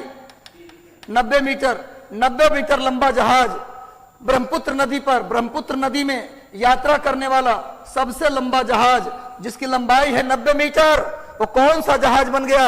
एमबी राम प्रसाद बिस्मिल, एमबी पवन, आईएनएस विक्रमादित्य? जल्दी बताओ। 90 मीटर लंबा जहाज की लंबाई नोट कर लो। सही उत्तर होगा एमबी राम प्रसाद बिस्मिल। एमबी राम प्रसाद बिस्मिल ये जहाज का नाम है भैया। एमबी राम प्रसाद बिस्मिल जो ब्रह्मपुत्र नदी पर यात्रा करने वाला सबसे लंबा जहाज। बात आई ब्रह्मपुत्र की, तो दुनिया की सबसे बड़ी नदी द्वीप, सबसे बड़ी नदी द्वीप कहाँ है जी? ब्रह्मपुत्र में। उसका नाम है माजुली। दुनिया की सबसे बड़ी नदी द्वीप कौन है जी? माजुली। और माजुली भारत का पहला द्वीपीय जिला है। द्वीपीय जिला माजुली भारत का पहला आइलैंड डिस्ट्रिक्ट है। आइलैंड, माजुली भारत का पहला आइलैंड डिस्ट्रिक्ट है। नोट कर लीजिए। माजुली भारत का पहला द्वीपीय जिला है। दुनिया की सबसे बड़ी नदी द्वीप माजुली है। ये सब किस नदी में है? ब्रह्मपुत्र नदी में। और उसमें यात्रा करने वाला सबसे लंबा जहाज एमबी राम प्रसाद बिस्मिल जिसकी लंबाई 90 मीटर है। सारी बातों को नोट कीजिए, एक प्रश्न बाहर नहीं जाने देंगे भैया। सामने देखिए, एमबी राम प्रसाद बिस्मिल का मैंने चित्र लिया है, जो ब्रह्मपुत्र में यात्रा करने वाला सबसे लंबा जहाज एमबी राम प्रसाद बिस्मिल। सब लोग चीजों को नोट करते चलिए। आगे आते हैं, नेक्स्ट। हाल ही में जारी वर्ल्ड हैप्पीनेस रिपोर्ट के अनुसार टॉप पर कौन सा देश है? यह प्रश्न गलती नहीं होना चाहिए। टॉप पर कौन सा देश है भैया? जल्दी बताओ। तिब्बत में ब्रह्मपुत्र को कहते हैं सांगपो। तिब्बत में ब्रह्मपुत्र को बोलते हैं यारलुंग जांगबो, सांगपो, दो नाम। तिब्बत में ब्रह्मपुत्र का दो नाम है, यारलुंग जांगबो और सांगपो। ब्रह्मपुत्र का नाम अरुणाचल प्रदेश में है दिहांग, और ब्रह्मपुत्र का नाम बांग्लादेश में है जमुना। ये सारी बातों को नोट कर लीजिएगा भैया। वर्ल्ड हैप्पीनेस इंडेक्स में पहले नंबर पे कौन है भाई? जल्दी बता दो। इसका सही उत्तर होगा फिनलैंड। कई सालों से टॉप पे कौन है जी? फिनलैंड। पिछले साल भी हैप्पीनेस में नंबर 1 कौन था? हमसे ज्यादा हैप्पी है नेपाल। इस बार के लिस्ट में दिखाया गया कि हमसे ज्यादा हैप्पी है, हम पर निर्भर रहने वाला नेपाल, हम कम हैप्पी हैं। चलो भैया देखा जाए, फिनलैंड क्या है? वर्ल्ड हैप्पीनेस रिपोर्ट में टॉप पे है। और इस आंकड़ा से आपको टॉप 20 नजर आ जाएगा। इस बार का टॉप 20 मत भूलना, टेलीग्राम से जुड़ना, क्योंकि टेलीग्राम पे लिस्ट मिलेगा आपको। कौन है टॉप पे? फिनलैंड। फिनलैंड टॉप पे है मेरे भाई, फिनलैंड टॉप पे है। देखिए दूसरे नंबर पे डेनमार्क, तीसरे नंबर पे आइसलैंड, चौथे पे स्विट्जरलैंड, और टॉप 20 का लिस्ट मैंने दिया है। टॉप 20, पांचवें पे नीदरलैंड, छठे पे लग्जमबर्ग, सातवें पे स्वीडन। इसका पीडीएफ आपको मिल जाएगा, चिंता मत करो, सब कुछ देंगे जो आपके लिए जरूरत होगा। आगे आइए, वर्ल्ड हैप्पीनेस इंडेक्स में भारत का कौन सा रैंक है? 132, 142, 136 या 130? भारत का रैंक कौन सा है? सभी लोग जल्दी से बताइए, भारत का रैंक वर्ल्ड हैप्पीनेस इंडेक्स में भारत का रैंक कौन सा है? 132, 142, 136 या 130? इसका सही उत्तर होगा 136। 136, 136। सबसे नीचे कौन है जी? अफगानिस्तान। इस इंडेक्स में सबसे नीचे कौन है जी? अफगानिस्तान। नोट कर लीजिए, सबसे निचला रैंक किसका है जी? अफगानिस्तान। टॉप पे फिनलैंड, टॉप पे फिनलैंड, और सबसे नीचे अफगानिस्तान। इंडिया का रैंक 136। अच्छा नहीं कहा जाएगा, अच्छा नहीं कहा जाएगा, घींच तिर के पास कर रहे हैं बस, थर्ड डिवीजन। चलो नेक्स्ट आते भैया, सामने में देखिए मोदी जी दुखी हैं कि हमारे प्रधानमंत्री भी उसी मूड में है, कितना खुश हैं। मोदी जी को देखकर पता लगाया जा सकता है कि देश कितना खुश है। आगे बढ़ते हैं, बहुत अच्छे प्रधानमंत्री हैं, बेहतर काम कर रहे हैं। मार्च 2022 में यूनाइटेड किंगडम के प्रसिद्ध प्रतिष्ठित योटो कार्नेगी मेडल किस भारतीय मूल के लेखक को दिया गया? कल भी मैंने बताया था, लेकिन वो दूसरा अवार्ड था। यूनाइटेड किंगडम का प्रतिष्ठित योटो कार्नेगी मेडल किस भारतीय लेखक को दिया गया? मंजीत मान, दीपक धर, नारायण प्रधान या सतीश अडिगा? सतीश जल्दी बताओ भैया। सेशन को एक बार होली के नाम पर शेयर कर दीजिए और मेहनत कीजिए, मेहनत का कोई विकल्प नहीं है। चलो भाई, यूनाइटेड किंगडम के द्वारा प्रतिष्ठित योटो कार्नेगी मेडल किसको दिया गया? मंजीत मान को। इनकी किताब है द क्रॉसिंग, द क्रॉसिंग। इनकी बुक का नाम क्या है जी? The crossing. नोट कर लीजिए, मंजीत मान को ही मिला है। चिल्ड्रन अवार्ड भी इन्हीं को मिला और इन्हीं को मिला योटो कार्नेगी मेडल, मंजीत मान। नोट कर लो। चलो नेक्स्ट आते हैं, आगे आगे आ जाओ। सामने में मंजीत मान का अभी याद भी रहेगा, भगवंत मान से मंजीत मान, याद रहेगा ना जी? भगवंत मान अभी देखो पंजाब के सीएम बने हैं, अभी शपथ हुआ और आज ही पहला कैबिनेट के बैठक में 25,000 वैकेंसी का अनाउंसमेंट हो गया है। वैकेंसी पैसा भी देने को है और अपने खाने से फुर्सत रहे तब ना। ये जो लोग कहते हैं ना राज्य में, यूपी में, बिहार में, सब जगह की वैकेंसी नहीं है, ये वैकेंसी की बात नहीं है। आप इतना पैसा आता है रेवेन्यू से कि लोगों का पेट भरा जा सके, लेकिन खुद के पार्टी का दफ्तर बनाने से, चुनाव लड़ने से फुर्सत मिले तब ना जी। खैर, इस बात को मुझे दुखी होकर कहना पड़ रहा है, बुरा ना मानिएगा। आगे आते हैं, मार्च 2022 में जारी ब्लूमबर्ग रिपोर्ट के अनुसार बाजार पूंजीकरण के मामले में भारत इक्विटी बाजार की रैंक क्या है? जल्दी बताइए। ब्लूमबर्ग के रिपोर्ट के अनुसार मार्च 2022 में बाजार पूंजीकरण के मामले में भारत का जो इक्विटी बाजार है दुनिया में कौन से नंबर पे है? भारत का इक्विटी बाजार दुनिया में कौन से नंबर पे है? जल्दी बताइए। दुनिया में भारत का इक्विटी बाजार कौन से नंबर पे है? चौथा, पांचवा, छठा या सातवां? सभी लोग आंसर कीजिए। सही उत्तर है पांचवा। ब्लूमबर्ग के अनुसार बाजार पूंजीकरण में भारत का इक्विटी बाजार कितवें नंबर पे है जी? 5वें नंबर पर है। भारत का इक्विटी बाजार 5वें नंबर पे है। पहले नंबर पे कौन है? अमेरिका। दूसरे नंबर पे चीन। तीसरे पर जापान। पहले नंबर पर कौन है भैया? अमेरिका। दूसरे नंबर पे कौन है भैया? चीन। तीसरे नंबर पे कौन है भैया? जापान। और चौथे नंबर पे नोट कर लो भाई, हांगकांग। नहीं मिलेगा कहीं हांगकांग। और 5वें नंबर पे भारत। नोट कर लीजिए, ये इक्विटी बाजार में टॉप 5 कंट्री का लिस्ट मैंने दे दिया, नोट कर लो, नहीं मिलने वाला कहीं। चलो आगे बढ़ते हैं, सामने में बाजार पूंजी बाजार का चित्र मैंने दे दिया है। नेक्स्ट आइए, कौन सा देश सूचीबद्ध कंपनियों में, कौन सा देश सूचीबद्ध कंपनियों के बोर्ड में सबसे ज्यादा महिलाओं की संख्या, यानी महिलाओं की संख्या के मामले में दक्षिण एशिया में टॉप पर है? साउथ एशिया, ध्यान दीजिएगा, साउथ, पूरे दुनिया नहीं, साउथ एशिया में टॉप पर कौन सा देश है? सूचीबद्ध कंपनियों के बोर्ड में महिलाओं के संख्या के हिसाब से सबसे ज्यादा महिलाएं काम करती है बोर्ड में। ये दक्षिण एशिया में टॉप पे कौन सा देश है? सबसे ज्यादा महिलाओं बोर्ड में, सूचीबद्ध कंपनियों के बोर्ड में सबसे अधिक महिला दक्षिण एशिया में किस देश के पास है? साउथ एशिया में कौन से देश के पास है भैया? सही उत्तर होगा बांग्लादेश। बांग्लादेश नोट कर लीजिए। दक्षिण एशिया में खुद वहां के राष्ट्र प्रधानमंत्री कौन है? महिला। वहां के प्रधानमंत्री शेख हसीना, और लगातार जब से बना बांग्लादेश वहां के प्रधानमंत्री कौन है भैया? महिलाएं हैं। महिलाएं लगातार वहां शासन कर रही हैं, इसलिए भैया महिला होना भी चाहिए। चलो आगे बढ़ते हैं। शेख हसीना किसकी बेटी है? शेख मुजीबुर रहमान। उन पर कल एक फिल्म का नाम बताया था, उनके नाम पर एक फिल्म बनी है। चलिए भैया, जिसका पोस्टर जारी किया था श्याम बेनेगल ने। चलो आगे बढ़ते हैं। सामने देखिए बांग्लादेश की महिलाएं जो ऑफिस में काम कर रही हैं, उनका मैंने कुछ चित्र निकाला है कहीं से ढूंढ करके। आप देख सकते हैं महिलाओं को आगे तो आना ही चाहिए। आधी आबादी को अगर आप मार्केट में, बाजार में, इकोनॉमी में, साइंस में, साहित्य में यूज करेंगे तो जाहिर सी बात है देश की दुगनी तरक्की होगी।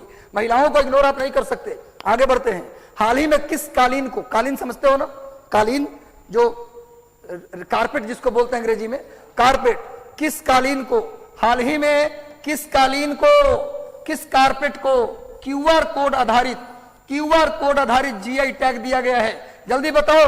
क्यूआर कोड आधारित जीआई टैग दिया गया।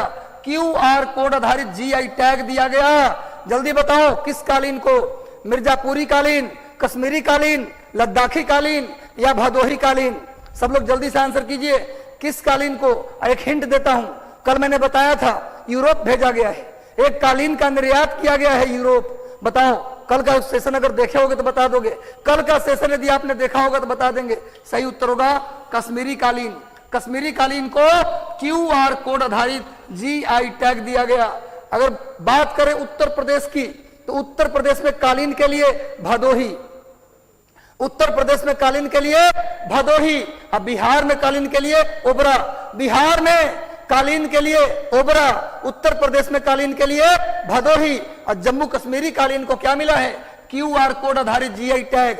चलो भैया नेक्स्ट आ जाओ, जल्दी से आ जाओ। नेक्स्ट देखो सामने कश्मीरी कालीन का मैंने चित्र दिया है। नेक्स्ट आ जाओ भाई आगे। किस राज्य सरकार ने वित्त वर्ष 2022-23 के लिए घाटे का बजट पेश किया है? कौन से राज्य ने वित्त वर्ष 2022-23 के लिए घाटे का बजट पेश किया है? गुजरात, महाराष्ट्र, असम या राजस्थान? जल्दी से उत्तर दीजिए। किस राज्य ने घाटे का बजट पेश किया? जल्दी उत्तर दे दो। गुजरात, महाराष्ट्र, असम या राजस्थान? तो सही उत्तर क्या होगा? असम। असम सरकार ने घाटे का बजट पेश किया है। असम सरकार ने घाटे का बजट, देखिए सामने असम का बजट है। सामने में असम के मुख्यमंत्री हेमंत बिश्व शर्मा है। असम के मुख्यमंत्री हेमंत बिश्व शर्मा है, देखिए सामने। नेक्स्ट आते हैं हम लोग। 2050 तक शुद्ध जीरो, बहुत इंपॉर्टेंट, 2050 तक कौन सा भारतीय शहर शुद्ध जीरो कार्बन उत्सर्जन का लक्ष्य रखा है? कौन सा भारत का ही नहीं बल्कि दक्षिण एशिया का कौन सा है पहला शहर जिसने शुद्ध जीरो यानी कि प्योर जीरो कार्बन उत्सर्जन लक्ष्य रखा है? ये दक्षिण एशिया का पहला शहर 2050 तक कहा है कि हम अपने शहर में कार्बन का उत्सर्जन जीरो कर देंगे। अपने शहर में कार्बन का उत्सर्जन जीरो कर देगा। पूरे दक्षिण एशिया का, पूरे साउथ एशिया का पहला शहर कौन बन जाएगा? 2050 तक जीरो कार्बन एमिशन को कंप्लीट करने वाला दक्षिण एशिया का पहला शहर बन जाएगा मुंबई। क्या आंसर होगा भैया? मुंबई ने लक्ष्य रखा है दक्षिण एशिया का पहला शहर बन जाएगा मुंबई, जो क्या होगा? जीरो कार्बन एमिशन वाला शहर बन जाएगा। चलिए नेक्स्ट आइए।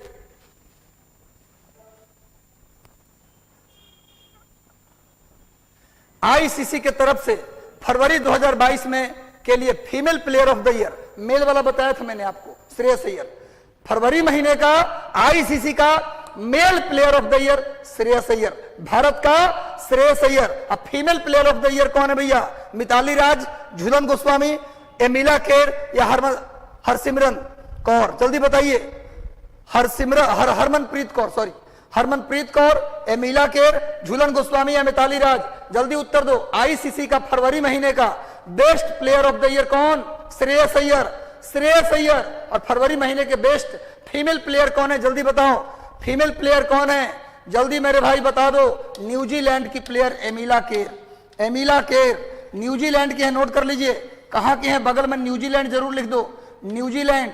न्यूजीलैंड की राजधानी वेलिंगटन। न्यूजीलैंड की राजधानी वेलिंगटन। और न्यूजीलैंड का खोज किसने किया था? Captain cook. Captain cook. New Zealand का खोज किसने किया? Captain cook. एमिला केर को मिला है फरवरी महीने का best player of the year, player of the month female में। अब मेल में किसको मिला? श्रेयस अय्यर को मिला। नोट कर लीजिएगा। आगे आते भैया, सामने देखिए एमिला केर का चित्र मैंने दिया है, न्यूजीलैंड से खेलती हैं। आगे बढ़ते हैं भाई, नेक्स्ट आ जाओ। केंद्र सरकार ने एक बड़ा फैसला लेते हुए हाल ही में मार्च 2020 में 5 वर्षीय ई पर्यटक वीजा कितने देशों के नागरिक को दे दिया है? भारत सरकार ने कितने देशों के नागरिक को 5 वर्षीय ई पर्यटक वीजा देने का काम किया है भैया? केंद्र सरकार ने एक बड़ा फैसला लिया कोरोना काल में 2020 में। सुनो, 2020 में इसे रोक दिया गया था। ई पर्यटक वीजा 2020 से पहले मिलता था, लेकिन 20 में कोरोना के बाद पहली बार सरकार ने कितने देशों को दिया है ई पर्यटक वीजा? 5 वर्ष के लिए ई पर्यटक वीजा भारत सरकार ने कितने देशों को दिया? 250, 220, 156 या 120? जल्दी उत्तर दीजिए आप लोग। कितने देशों को दिया गया ई पर्यटक वीजा? कितने देशों को दिया गया भाई? सही बताइए। 156 देशों को 5 वर्षीय ई पर्यटक वीजा भारत सरकार देगी। चलिए भाई नेक्स्ट आते हैं। नेक्स्ट आ जाओ। ऑस्ट्रेलिया और किस देश ने 7 साल से अधिक समय पहले पूर्वी यूक्रेन में मलेशिया एयरलाइंस के विमान MH17 को मार गिराने में रूस की कथित भूमिका को लेकर रूस के खिलाफ कानूनी कार्रवाई करने का फैसला किया है? ऑस्ट्रेलिया और कौन से देश ने? ऑस्ट्रेलिया और कौन से देश ने? आज से 7 साल पहले रूस ने मलेशिया के एक विमान MH17 को गिरा दिया था। यूक्रेन में, पूर्वी यूक्रेन में मलेशिया के विमान MH17 को रूस ने गिरा दिया था। इस पर अभी तक कार्रवाई नहीं हुआ था, लेकिन अब जो रूस ने किया है यूक्रेन में हमला, तो ऑस्ट्रेलिया ने फैसला लिया है कि हम रूस पर कार्रवाई करेंगे। ये विमान आप काहे गिरा दिए थे? कौन से देश ने फैसला लिया है ऑस्ट्रेलिया के साथ कि रूस पर हम कार्रवाई करेंगे? जल्दी से उत्तर दीजिए। रूस पर कार्रवाई करने के लिए MH17 मलेशिया का विमान आज से 7 साल पहले गिरा, रूस के द्वारा गिराया गया। मलेशिया का विमान 7 साल पहले गिराया गया। कौन से देश ने ऑस्ट्रेलिया के साथ मिलकर रूस पर कार्रवाई करने की धमकी दी है? ऑस्ट्रेलिया के साथ मिलकर रूस पर कार्रवाई करने की धमकी कौन से देश ने दिया है? जल्दी बताइए। नीदरलैंड। कौन से देश ने दिया भैया? नीदरलैंड। नीदरलैंड को ही बोलते हैं डच, डच को ही बोलते हैं हॉलैंड। ये सब एक ही देश है। नीदरलैंड का ही 3 नाम है। आप नीदरलैंड बोलो, आप डच बोलो, हॉलैंड बोलो। तो ऑस्ट्रेलिया और नीदरलैंड मिलकर रूस पर क्या करेंगे? कार्रवाई करेंगे। किस लिए? ताकि मलेशिया के विमान जो 7 साल पहले आपने गिराया, अब उसका बदला निकालेंगे। निकाल लो, इतनी औकात कहां है? 4% पे तो रहते हो, क्या कर लोगे? देखो भाई सामने यही विमान था जिसको रूस ने क्या किया था? गिरा दिया था। 7 साल पहले इसी विमान को रूस ने क्या कर दिया था? गिरा दिया था। तब ऑस्ट्रेलिया और नीदरलैंड मिलकर इस पर कार्रवाई करेंगे। कर लीजिए जो करना है। रूस भी ठान लिया है कि हम डूबेंगे सनम, लेकिन सबको लेकर डूब जाएंगे। चलो भैया, अगर डूबना है तो आ जाओ मेरे साथ। भारत सरकार ने MSME के लिए सहायक ऋण के लिए ऋण गारंटी योजना को कब तक के लिए बढ़ा दिया है? भारत सरकार ने MSME के लिए सहायक ऋण के लिए ऋण गारंटी योजना को कब तक के लिए बढ़ा दिया? कब तक के लिए बढ़ा दिया? MSME सूक्ष्म लघु और मध्यम उद्योग इंटरप्राइजेज होता है। इसके लिए सहायक ऋण के लिए ऋण गारंटी योजना को कब तक के लिए बढ़ा दिया? 1 जून 2022, 1 अप्रैल 2022, 31 मार्च 2023 या 31 मार्च 2022? जल्दी से उत्तर दे दो। ऋण गारंटी योजना को MSME के लिए कितने समय के लिए बढ़ा दिया गया? सहायक ऋण के लिए ऋण गारंटी योजना जो किसके लिए था? MSME के लिए। ऋण गारंटी योजना किसके लिए भाई था? तो किसके लिए था? तो MSME के लिए। इस गारंटी योजना को कब तक के लिए बढ़ा दिया गया? 31 मार्च 2023।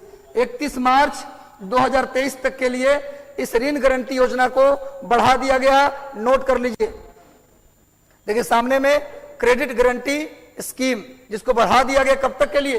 31 मार्च 2023 तक के लिए। नेक्स्ट आ जाओ, विश्व मौखिक स्वास्थ्य दिवस कब मनाया जाता है? विश्व मौखिक स्वास्थ्य दिवस कब मनाया जाता है? जल्दी से उत्तर दीजिए। 15 मार्च, 18 मार्च, 19 मार्च, 20 मार्च, जल्दी बताइए किस दिन मनाया जाता है विश्व मौखिक स्वास्थ्य दिवस? विश्व, मैं अपने भाग्य का निर्माता हूं प्रकाश गुप्ता जी, बिल्कुल आप भाग्य के निर्माता हैं, मैं ऐसा मानता हूं। हर इंसान अपने भाग्य का निर्माता स्वयं होता है। अगर कोई व्यक्ति बर्बाद होता है तो उसका जिम्मेवार वो स्वयं होता है, यदि वो व्यक्ति सफल होता है उसका भी जिम्मेवार वो स्वयं होता है। लेकिन जब तक हम सफल तब तक नहीं होंगे, हम तब तक सफल नहीं होंगे जब तक कि हम अपने आप को दोषी नहीं मानेंगे, हम अपने अंदर कमियां नहीं ढूंढेंगे। हम सफल होते हैं तुरंत आरोप लगा देते हैं कि उसके वजह से नहीं हुआ, इसके वजह से नहीं हुआ। इंसान असफल सिर्फ अपने वजह से होता है। अपनी कमियों को फाइंड कीजिए और उस पर विजय पाकर आप कहीं भी सफलता हासिल कर सकते हैं। तो कमियों को ढूंढना बिल्कुल जरूरी है। सही उत्तर होगा 20 मार्च। 20 मार्च को मनाएंगे हम, अभी मनाएंगे कल विश्व मौखिक स्वास्थ्य दिवस। विश्व मौखिक स्वास्थ्य दिवस कब मनाया जाएगा? 20 मार्च को मनाया जाएगा विश्व मौखिक स्वास्थ्य दिवस। नोट कर लीजिए, विश्व world oral health day. World oral health day कब मनाएंगे? 20 मार्च को मनाएंगे। 20 मार्च को मनाया जाता है वर्ल्ड ओरल हेल्थ डे। आगे आइए, फिटनेस स्टार्टअप। आज तो सोच लीजिए स्टार्टअप किसमें, इसमें तो और ज्यादा कमाई है। फिटनेस स्टार्टअप यदि आप लगाते हैं तो खूब कमाई है। और शहर के लोग तो आजकल पागल है फिटनेस को लेकर। भैया फिट रहो, सुबह सुबह जाइए पार्क में, एक से एक तोंदू व्यक्ति आपको दौड़ते मिलेंगे। कहा भैया तो फिट रहने आए हैं। 80 साल के आदमी भी फिट रहने आया है। फिट रहना है। अब फिट रहने का मकसद सिर्फ बीमारी से मुक्त होना नहीं, कई और मकसद भी उनके हैं। चलो भैया, तो फिटनेस स्टार्टअप को बढ़ावा देने के लिए आरबीआई इनोवेशन हब ने किसके साथ समझौता किया है? फिटनेस स्टार्टअप हब के लिए आरबीआई इनोवेशन हब ने किसके साथ समझौता किया? जल्दी से उत्तर दीजिए, किसके साथ समझौता किया? फिटनेस स्टार्टअप को बढ़ावा देने के लिए RBI reserve bank of India innovation hub ने किसके साथ समझौता किया? IIT Delhi, IIT Madras, IIT Hyderabad या आईआईटी रुड़की? सभी लोग जल्दी से उत्तर दीजिए, किसके साथ समझौता किया है? IIT Delhi, IIT Madras, IIT Hyderabad और आईआईटी रुड़की। फिटनेस स्टार्टअप के लिए किसके साथ समझौता हुआ है? सही उत्तर होगा आईआईटी मद्रास। क्या उत्तर होगा भैया? आईआईटी मद्रास के साथ आरबीआई इनोवेशन हब ने फिटनेस स्टार्टअप के लिए क्या किया है? समझौता किया है। चलो भैया नेक्स्ट आते हैं, सामने देखिए, ये फिटनेस स्टार्टअप हब के लिए स्टार्टअप का एक चित्र मैंने दिया है आपको। आगे आइए, किस बैंक को वित्तीय वर्ष 2020 में, किस बैंक को वित्तीय वर्ष 2020 में उत्कृष्ट प्रदर्शन के लिए राष्ट्रीय पुरस्कार दिया गया है? किस बैंक को 2020 के लिए, देखिए 22 के लिए नहीं 20 के लिए अभी मिला है, इस साल मिला है 20 के लिए, पुराना पुरस्कार है लेकिन मिला है 2022 में। 2020 के लिए उत्कृष्ट प्रदर्शन के लिए राष्ट्रीय पुरस्कार किस बैंक को मिला है? State bank of India, Jammu Kashmir bank, Punjab national bank या पंजाब एंड सिंध बैंक? जल्दी से उत्तर दीजिए। इसका सही उत्तर होगा जम्मू और कश्मीर बैंक। जम्मू और कश्मीर बैंक को मिला है उत्कृष्ट प्रदर्शन के लिए राष्ट्रीय पुरस्कार। देखो सामने जम्मू और कश्मीर बैंक का चित्र मैंने दिया है, देख लीजिए आप। नेक्स्ट आइए आगे, 35वां सूरज कुंड मेला, मैंने कल बताया था सूरज कुंड मेला हरियाणा के फरीदाबाद में लगता है। इस बार उसका 35वां संस्करण है। बताओ 35वां सूरज कुंड मेला के कौन है भैया? साझेदार देश किसे बनाया गया? 35वां सूरज कुंड मेले के साझेदार देश किसे बनाया गया भैया? पाकिस्तान, उज्बेकिस्तान, भारत या इंडोनेशिया? इस 35वें सूरज कुंड मेला जो हरियाणा के फरीदाबाद में लगता है, इसका साझेदार देश किसे बनाया गया? उज्बेकिस्तान। किसे बनाया गया? उज्बेकिस्तान। राजधानी ताशकंद। ताशकंद। अभी भारत ने चीनी सहित अन्य वस्तु कहां भेजा है? पाकिस्तान, उज्बेकिस्तान को भेजा है। चीनी सहित अन्य वस्तु कहां भेजा है? उज्बेकिस्तान। राजधानी ताशकंद। साझेदार देश इस मेले का कौन है? उज्बेकिस्तान। चलो भैया आगे देख लो, सामने देखिए सूरज कुंड मेले का मैंने चित्र दे दिया है, आप देख सकते हैं। घूम के आएंगे, आप सिलेक्शन लीजिए। अगला 36वां सूरज कुंड मेला हम लोग चलेंगे, ठीक है, वहीं से लाइव करेंगे सेशन। चलो भाई नेक्स्ट आ जाओ। 35वां सूरज कुंड मेले में किस राज्य को थीम स्टेट बनाया गया है? किस राज्य को थीम स्टेट का दर्जा मिला है?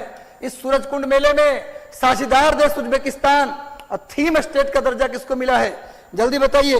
इस मेले में थीम स्टेट का दर्जा किसे दिया गया? जो देगा उत्तर उसे ले चलेंगे सूरजकुंड मेला घुमाने।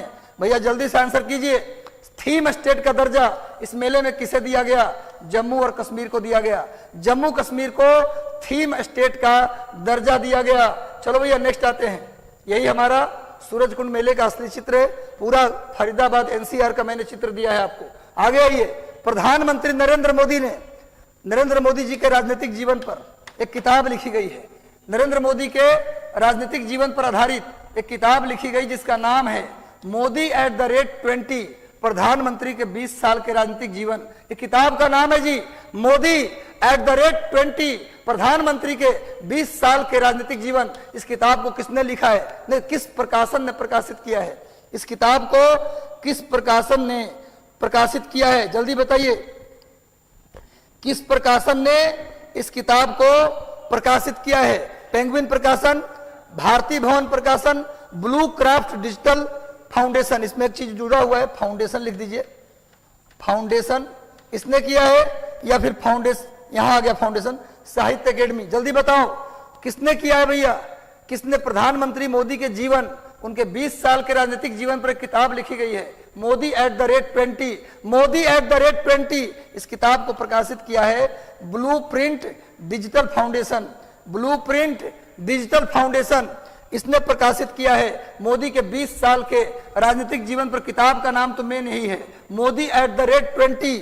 ब्लू क्राफ्ट डिजिटल फाउंडेशन ने इसे प्रकाशित किया है। भूलना मना है, मोदी पर कुछ भी अगर आएगा तो भूलना मना है। देखो सामने में देखो लिखा हुआ है प्रधानमंत्री नरेंद्र मोदी राजनीति के 20 साल महत्वपूर्ण कार्य का लिस्ट। चलो भैया नेक्स्ट आ जाओ, आगे आ जाओ। हाल ही में पूर्व राष्ट्रपति, लिखिए क्या नाम है इनका? रुपिया बांदा। रुपिया, इनका नाम है रुपिया, थोड़ा गलती से टाइप हो गया, रुपिया बांदा। किस देश के पूर्व राष्ट्रपति रुपिया बांदा का निधन हो गया है? किस देश के पूर्व राष्ट्रपति रुपिया बांदा का निधन हो गया? बता दीजिए जल्दी से। दक्षिण अफ्रीका, जाम्बिया, जिम्बाब्वे या नामीबिया? किस देश के पूर्व राष्ट्रपति रुपिया बांदा? कितना बढ़िया नाम है, भारत का रुपया करेंसी है। रुपिया बांदा का निधन हो गया। किस देश के राष्ट्रपति थे? इनका निधन हो गया भैया। इसका सही उत्तर होगा जाम्बिया। जाम्बिया के पूर्व राष्ट्रपति रुपिया बांदा का निधन हो गया। जाम्बिया के पूर्व राष्ट्रपति रुपिया बांदा का निधन हो। जाम्बिया नोट कर लीजिए, सामने देखिए रुपिया बांदा के चित्र भैया। रुपिया बांदा जाम्बिया, अफ्रीकन देश है जाम्बिया, अफ्रीका का देश है जाम्बिया। यहाँ के पूर्व राष्ट्रपति रुपिया बांदा का निधन हो गया। देखिए सामने में रुपिया बांदा जी का चित्र मैंने दिया है। नेक्स्ट आते हैं, आगे आइए। हाल ही में प्रसिद्ध डॉक्टर मीना स्वामीनाथन, प्रसिद्ध डॉक्टर मीना स्वामीनाथन का निधन हो गया। यह स्वामीनाथन फाउंडेशन की ट्रस्टी भी थी। इनका संबंध किस क्षेत्र से है? डॉक्टर मीना स्वामीनाथन का निधन हो गया। ये स्वामीनाथन रिसर्च फाउंडेशन की ट्रस्टी भी हैं। जल्दी बताइए इनका संबंध किस क्षेत्र से है? महिला रोग विशेषज्ञ, बाल रोग विशेषज्ञ, कार्डियोलॉजिस्ट, इनमें से कोई नहीं। जल्दी बताइए डॉक्टर मीना स्वामीनाथन, इनका संबंध किससे है? डॉक्टर मीना स्वामीनाथन का संबंध किससे है भैया? जो स्वामीनाथन रिसर्च फाउंडेशन की ट्रस्टी भी हैं, इनका संबंध किससे है? जल्दी बताइए इनका संबंध किससे है भैया? तो बाल रोग विशेषज्ञ, इनका संबंध है बाल रोग विशेषज्ञ। ये इनका संबंध है भैया बाल रोग विशेषज्ञ, चाइल्ड स्पेशलिस्ट डॉक्टर है मीना स्वामीनाथन, जिनका संबंध स्वामीनाथन फाउंडेशन से भी है। चलिए सब लोग जल्दी से जुड़ जाइए। देखिए सामने मीना स्वामीनाथन का चित्र दिया है, इनका हाल ही में निधन हो गया है। नेक्स्ट आते भैया आगे। फॉर्चून इंडिया नेक्स्ट 500 के 2022 की सूची में रेल टेल को कौन सा स्थान मिला है? रेल टेल सबसे बड़ी रेलवे में इंफ्रास्ट्रक्चर के डेवलपमेंट के लिए, रेलवे के अंदर जितना भी पटरी बिछता है या जो भी इंफ्रास्ट्रक्चर का काम होता है रेलवे के अंदर, वो कौन करता है? रेल टेल। तो रेल टेल को फॉर्चून इंडिया के 500 की सूची में कौन सा स्थान मिला है? 120, 124, 125 या 130? जल्दी से उत्तर दीजिए। रेल टेल को कौन सा स्थान दिया गया है? 120, 124, 125 या 130? रेल टेल को कौन सा स्थान दिया गया? 124। सबसे बड़ी रेलवे में इंफ्रास्ट्रक्चर डेवलपमेंट की सबसे बड़ी कंपनी कौन है जी? रेलटेल। इसको 124वां स्थान मिला है फॉर्चून इंडिया नेक्स्ट 500 की सूची में। इस सूची का नाम याद रखिए, इसमें 124वां रैंक मिला है रेलटेल को। सामने रेलटेल का मैंने चित्र दिया है। इसने जो भी काम, चाहे ब्रिज बने रेलवे में या पटरी बिछे रेलवे में, वो सारे काम कौन करेगा? रेलटेल करेगा। नेक्स्ट आते भैया, हिंदुस्तान एरोनॉटिक्स लिमिटेड ने हेलीकॉप्टर इंजन पर सहयोग बढ़ाने के लिए सेफ्रॉन हेलीकॉप्टर इंजन के साथ समझौता किया है। हिंदुस्तान एरोनॉटिक लिमिटेड ने सेफ्रॉन हेलीकॉप्टर इंजन के साथ, किस लिए भैया? हेलीकॉप्टर के इंजन बनाने के लिए। हेलीकॉप्टर के इंजन बनाने के लिए सेफ्रॉन हेलीकॉप्टर इंजन के साथ समझौता किया है। कौन? Hindustan aeronautic limited. ये सेफ्रॉन हेलीकॉप्टर इंजन किस देश की कंपनी है? जल्दी बताइए, किस देश की कंपनी है? सेफ्रॉन हेलीकॉप्टर इंजन किस देश की कंपनी है? सेफ्रॉन हेलीकॉप्टर इंजन किस देश की कंपनी है? चंदन कुमार मेहता, ममता गुप्ता, मोहम्मद जकी अनवर, अभिलाषा यादव, नुसरत जहां, सबको शुभकामना। रुपेश कुमार जी, सभी लोग को शुभकामना, आशीर्वाद मेरे तरफ से। अगली होली स्टार में मनाना है भैया, सिलेक्शन के बाद मनाना है। इसका सही उत्तर होगा फ्रांस। फ्रांस के सेफ्रॉन हेलीकॉप्टर इंजन के साथ हिंदुस्तान एरोनॉटिक्स लिमिटेड ने समझौता किया। किस लिए? हेलीकॉप्टर इंजन को बनाने के लिए। सेफ्रॉन हेलीकॉप्टर इंजन फ्रांस की कंपनी है। सामने में देखिए, ये सेफ्रॉन हेलीकॉप्टर इंजन द्वारा डेवलप हेलीकॉप्टर है। देखिए सामने सेफ्रॉन हेलीकॉप्टर इंजन के द्वारा बना हुआ हेलीकॉप्टर है। सामने देख लीजिए, भारत के हिंदुस्तान एरोनॉटिक्स ने इसके साथ समझौता किया है। नेक्स्ट आइए, सीमावर्ती क्षेत्रों में, माने कि जो अंतरराष्ट्रीय सीमा है, जहां पर पाकिस्तान, बांग्लादेश, नेपाल से बाउंड्री लगता है, सीमावर्ती क्षेत्रों में 27 double lane class 70 modular bridge के निर्माण के लिए सीमा सड़क संगठन ने किसके साथ समझौता किया है? जल्दी बताइए। सीमावर्ती क्षेत्रों में रोड का निर्माण कौन करता है? सीमा सड़क संगठन। सीमावर्ती क्षेत्रों में पुल का निर्माण, रोड का निर्माण कौन करता है? BRO। इसको अंग्रेजी में बोलते हैं BRO, Border Road Organisation. Border Road Organisation, सीमा सड़क संगठन। अगर बाउंड्री लाइन पर अगर कुछ बनना है तो कौन बनाएगा? BRO। तो BRO ने 27 double lane class 70 modular bridge का निर्माण के लिए किसके साथ समझौता किया? DRDO, garden reach ship builders and engineer limited, Hindustan aeronautics limited या राष्ट्रीय राजमार्ग प्राधिकरण। जल्दी बताइए, किसके साथ समझौता किया है? सीमावर्ती क्षेत्रों में 27 double lane class 70 modular bridge के लिए BRO ने किसके साथ समझौता किया है? इसका सही उत्तर होगा B, garden reach ship builder and engineering limited. इसके साथ BRO ने क्या किया है? समझौते को। हर फील्ड से क्वेश्चन निकाला हूं, हर जगह से क्वेश्चन लाया हूं, एक क्वेश्चन नहीं छूटना। एक बार सेशन के साथ जुड़े रहिए, सेशन को शेयर कर दीजिए, एक प्रश्न छूटने वाला आपका नहीं है। चलो भैया, सामने BRO और जो 27 जो double lane class 70 modular bridge जो बनना है उसके लिए समझौता हुआ है, उसका चित्र मैंने लाया है, देख लीजिए आप। नेक्स्ट आइए आगे, हिमाचल प्रदेश का पहला ड्रोन स्कूल। एक तो पढ़ा था आपने कि मध्य प्रदेश का पहला ड्रोन स्कूल ग्वालियर। मध्य प्रदेश का पहला ड्रोन स्कूल कहां था? ग्वालियर में। सुना होगा, अभी बना, थोड़े दिन पहले बताया था। चलो, हिमाचल प्रदेश का पहला ड्रोन स्कूल कहां खोला गया? शिमला, डलहौजी, कांगड़ा या चंबा? हिमाचल प्रदेश का पहला ड्रोन स्कूल कहां खोला गया? मध्य प्रदेश में ग्वालियर, और हिमाचल प्रदेश में कहां?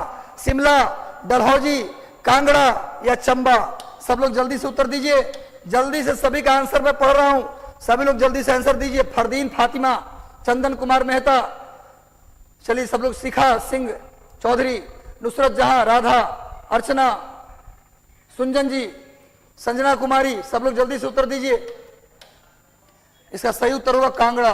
कांगड़ा, कांगड़ा की बात अगर करते हैं तो कांगड़ा में ही रोहतांग दर्रा है। लिख लो भैया, हिमाचल प्रदेश के कांगड़ा में ही रोहतांग दर्रा है, और यहीं से निकलती है रावी नदी।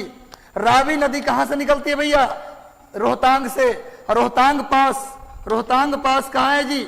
रोहतांग पास ये कहां है? हिमाचल प्रदेश के कांगड़ा में है। कांगड़ा में पहला ड्रोन स्कूल, और ऐसे ग्वालियर में भी खोला गया, नोट कर लीजिएगा।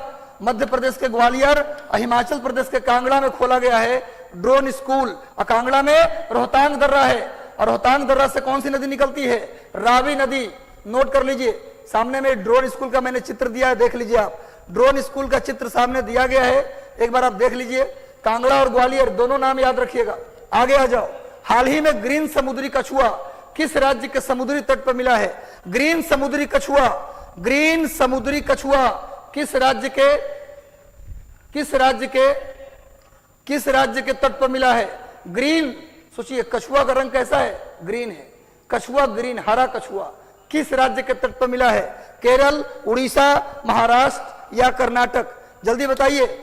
महाराष्ट्र, कर्नाटक, केरल या कर्नाटक? जल्दी बताओ कहां मिला है ग्रीन कछुआ? तो महाराष्ट्र के सिंधुदुर्ग जिले में। महाराष्ट्र के सिंधुदुर्ग जिला का भी नाम नोट कर लो। कहां मिला है? महाराष्ट्र के सिंधुदुर्ग जिले में मिला है। क्या? ग्रीन समुद्री कछुआ। ग्रीन समुद्री कछुआ महाराष्ट्र के सिंधुदुर्ग जिले में मिला है। सामने चित्र देख लीजिए भैया। ग्रीन समुद्री कछुआ जो महाराष्ट्र के सिंधुदुर्ग जिले में मिला है, उसका चित्र भी आप देख लीजिए एक बार। ग्रीन समुद्री कछुआ का चित्र मैंने सामने दिया है, आप देख सकते हैं। यह मिला है महाराष्ट्र के सिंधुदुर्ग जिले में। भूलना मना है, एक भी प्रश्न भूलना नहीं है भैया, सब परीक्षा में आपको दिखेगा।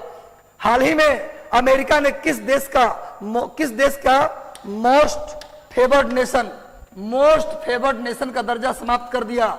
अमेरिका ने किस देश का मोस्ट फेवर्ड नेशन, जब पाकिस्तान ने भारत पर अटैक किया, जब वहां पर देखे होंगे आप पुलवामा में जो अटैक हुआ, उसके बाद भारत ने भी क्या किया था पाकिस्तान के साथ?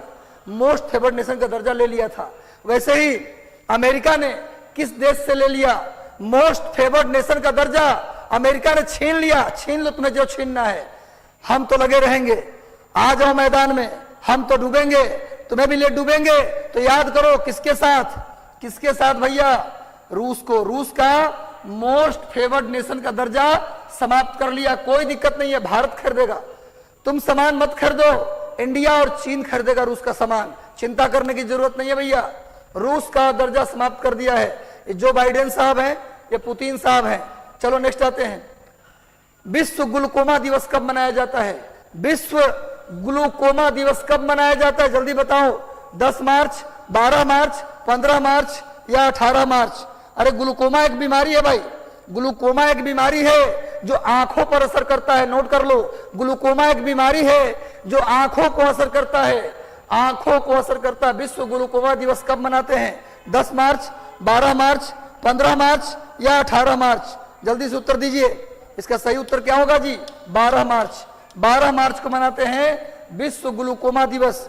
विश्व ग्लूकोमा दिवस कब मनाते हैं? 12 मार्च। और ग्लूकोमा बीमारी किसको प्रभावित करता है? आंख को। नोट कर लीजिए, यह भी परीक्षा में आ सकता है। आगे आते हैं नेक्स्ट। वर्ल्ड ग्लूकोमा डे मनाते हैं हम लोग। कब मनाते हैं भैया? 12 मार्च। 12 मार्च को मनाते हैं वर्ल्ड ग्लूकोमा डे। सामने इसका स्क्रीनशॉट ले लीजिए। पूरा नोट्स आपको ये जो पूरा पीडीएफ है ना, ये मिल जाएगा टेलीग्राम चैनल पर, इसलिए टेंशन लेने की जरूरत नहीं है। आवास और शहरी मामलों के मंत्रालय ने हाल ही में राष्ट्रीय स्तर पर India water pitch pilot scale startup conclave का आयोजन किया। कहां? बताओ जल्दी। आवास और शहरी मामलों के मंत्रालय, हरदीप सिंह पुरी। मंत्री कौन है जी? हरदीप सिंह पुरी। आवास और शहरी मामलों के मंत्री कौन है? हरदीप सिंह पुरी। उन्होंने राष्ट्रीय स्तर पर India water pitch pilot scale startup conclave का उद्घाटन कहां किया है? लखनऊ, दिल्ली, पटना या बेंगलुरु? जल्दी बताइए। राष्ट्रीय स्तर पर India water pitch pilot scale startup conclave का आयोजन कहां किया गया है? जल्दी से आंसर कर लीजिए भाई, जल्दी से आंसर कर लो। सही उत्तर होगा दिल्ली। और केंद्रीय आवास और शहरी मामलों के मंत्री कौन है जी? हरदीप सिंह पुरी। सामने में हरदीप सिंह पुरी जी का ये जो जिस चैलेंज की बात मैंने किया, उसका सामने उसी का उद्घाटन करते नजर आ रहे हैं। India water pitch pilot scheme. चलो नेक्स्ट आते हैं। नेक्स्ट आ जाओ आगे। यूनानी चिकित्सा पर 2 दिवसीय अंतरराष्ट्रीय सम्मेलन का आयोजन कहां किया गया? यूनानी चिकित्सा पर 2 दिवसीय अंतरराष्ट्रीय सम्मेलन कहां आयोजित किया गया? पटना, शिमला, श्रीनगर या देहरादून? जल्दी बताओ। यूनानी चिकित्सा, अगर गेस भी करो तो बताओ किस राज्य में पहले आया? यूनानी चिकित्सा की शुरुआत भारत के किस राज्य में हुआ? जल्दी बताओ। यूनानी, अगर आप जानते होंगे इसका आंसर कर लीजिएगा। यूनानी चिकित्सा सबसे ज्यादा भारत में किस राज्य में? यूनानी चिकित्सा सबसे अधिक भारत में किस राज्य में यूनानी चिकित्सा सबसे पहले भारत के किस राज्य में? जल्दी बताओ। इसका सही उत्तर होगा श्रीनगर। यूनानी चिकित्सा में सबसे आगे कौन है जी? यूनानी चिकित्सा में सबसे आगे कौन है? जम्मू एंड कश्मीर। तो श्रीनगर में हुआ है यूनानी चिकित्सा पर 2 दिवसीय अंतरराष्ट्रीय सम्मेलन। सामने देखिए, नेशनल कॉन्फ्रेंस ऑफ यूनानी मेडिसिन फॉर पब्लिक हेल्थ। इसका आयोजन कहाँ किया गया? श्रीनगर में इसका आयोजन किया गया, क्योंकि जम्मू कश्मीर वो जमीन है जहां से बड़े मात्रा में यूनानी चिकित्सा डेवलप हुआ। आगे बढ़ते भैया, नेक्स्ट आ जाओ। भारतीय मानक ब्यूरो ने BIS मानकीकरण चेयर प्रोफेसर की स्थापना के लिए किसके साथ समझौता किया है? BIS, भारतीय मानक ब्यूरो, शॉर्ट में BIS, मानकीकरण चेयर प्रोफेसर की स्थापना के लिए किसके साथ समझौता किया है? IIT Delhi, IIT Madras, IIT Roorkee, IIT Patna. Bharat में IIT बड़ी काम करता है। IIT जो है ना, तो सामान्य आप मत समझिए, अगर उसका रैंक ऊपर है तो भारत को बहुत कुछ देता है। चलो बस जल्दी बताओ, किसके साथ भारतीय मानक ब्यूरो BIS मानकीकरण चेयर प्रोफेसर की स्थापना के लिए किसके साथ समझौता किया है? सभी लोग जल्दी से उत्तर दे दीजिए। IIT Delhi, IIT Madras, IIT Roorkee, IIT Patna. इसका सही उत्तर होगा IIT रुड़की। सही उत्तर क्या होगा जी? IIT रुड़की। IIT रुड़की के साथ किया है। नेक्स्ट आते भैया, देखिए सामने में ये चेयर प्रोफेसर की जो स्थापना हो रही है BIS का, IIT रुड़की के साथ, उसका चित्र मैंने लिया है, भूलना मना है भाई। नेक्स्ट आ जाओ। भारतीय सेना के think tank centre for land warfare studies के साथ किस देश की सेना अनुसंधान केंद्र का समझौता किया है? जल्दी बताइए। भारत के जो सेना का थिंक टैंक है, सेना का think tank centre for land warfare studies ने किस देश की सेना के अनुसंधान केंद्र के साथ समझौता किया है? जल्दी बता दीजिए। भारतीय सेना के थिंक टैंक ने centre for land warfare studies के लिए भारत के सेना ने किस देश की सेना के अनुसंधान केंद्र के साथ समझौता किया? श्रीलंका, ऑस्ट्रेलिया, दक्षिण कोरिया या इंडोनेशिया? सभी लोग जल्दी से उत्तर दीजिए। किस देश की सेना के साथ भारतीय सेना का think tank centre for land warfare studies किस देश की सेना के अनुसंधान केंद्र के साथ समझौता किया है? आंसर होगा ऑस्ट्रेलिया। भारत के जो सेना का थिंक टैंक है, सेना का जो अनुसंधान केंद्र है, उसका नाम है centre for land warfare studies. उसने ऑस्ट्रेलिया के सेना अनुसंधान केंद्र के साथ समझौता किया है। देखिए ये भारत का ये जो है ना, centre for land warfare studies, CFLWS, देखिए सामने में CLAWS है। नेक्स्ट आइए। सेबी ने, अगला पॉइंट, सेबी मतलब security of and exchange board of India ने डेट सिक्योरिटीज में निवेश के लिए UPI, यूनिफाइड पेमेंट सिस्टम जो है, UPI की सीमा को खुदरा निवेशकों के लिए 2 लाख से बढ़ाकर कितना कर दिया है? सेबी ने डेट सिक्योरिटी के लिए UPI की सीमा को खुदरा रिटेल जो इन्वेस्टर हैं उनकी सीमा को 2 लाख से बढ़ाकर कितना कर दिया? सेबी ने रिटेल इन्वेस्टर की सीमा को 2 लाख से बढ़ाकर कितना कर दिया? डेट सिक्योरिटी के लिए सेबी ने UPI की सीमा को खुदरा निवेशक के लिए 2 लाख से बढ़ाकर कितना कर दिया? बिल्कुल सही आप लोग उत्तर दिए, 5 लाख।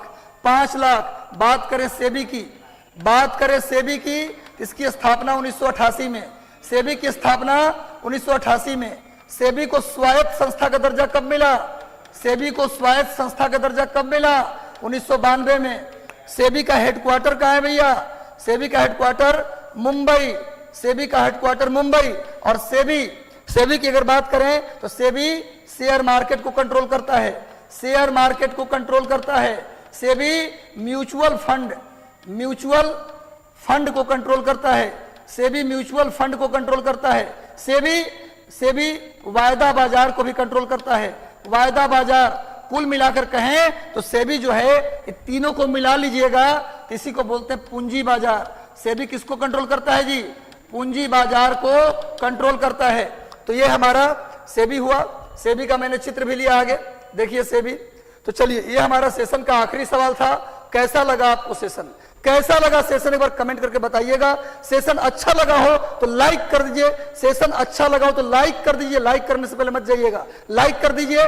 चैनल पर नए तो सब्सक्राइब कर लीजिए, बेल आइकन दबा दीजिए ताकि सारा नोटिफिकेशन आपको मिलता रहे। खूब खुश रहिए, स्वस्थ रहिए, इसी प्रकार आपके जीवन में रोज होली, रोज त्योहार रहे। खूब मेहनत कीजिए, अपनी सफलता के लिए जी तोड़ मेहनत करना है, इस 45 दिन को इतिहास बना देना है। चलिए शुभकामना आपको, मिलते हैं कल इसी समय बेहतर करंट अफेयर के साथ 5:30 बजे, तब तक के लिए शुभकामना। Thank you, all the best, God bless you.